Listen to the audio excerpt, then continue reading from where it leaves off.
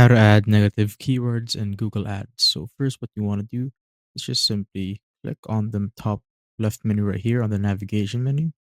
And once you're there, you just simply need to go to the audiences, keywords, and content right there and go to keywords. And once you're here, you will see the negative keywords just beside the keywords option right here. We'll just simply click on that. And once you're here, you could either select all campaigns to view all of your campaigns, or you could just go to select a campaign right here and select the campaign that you want to add the negative keywords. So I'm going to use this campaign right here. And now you simply need to click on add negative keywords right here on the middle. And this will pop up where you could add your negative keywords. So negative keywords can prevent your ad from showing to people who search for or browse content related to those words. So let's say someone searches for the free keyword, so your ad won't show up on people who search for that.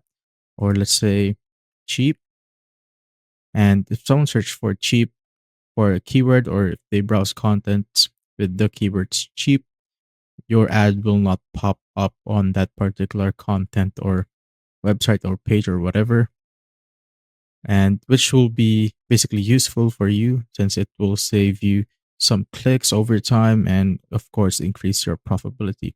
So let's say once that's done, you just simply need to click on save.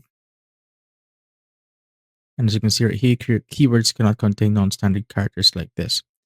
So what you want to do is just simply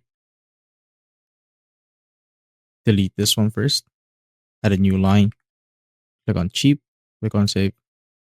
As you can see, it will be saved. So commas do not work. So if you want to add some keywords, you just simply need to paste the keyword. So let's say the cheap one earlier, then click on enter and add the other one to basically add the negative keyword. So if you're going to use the comma, there will be an error that will pop up like this, like that.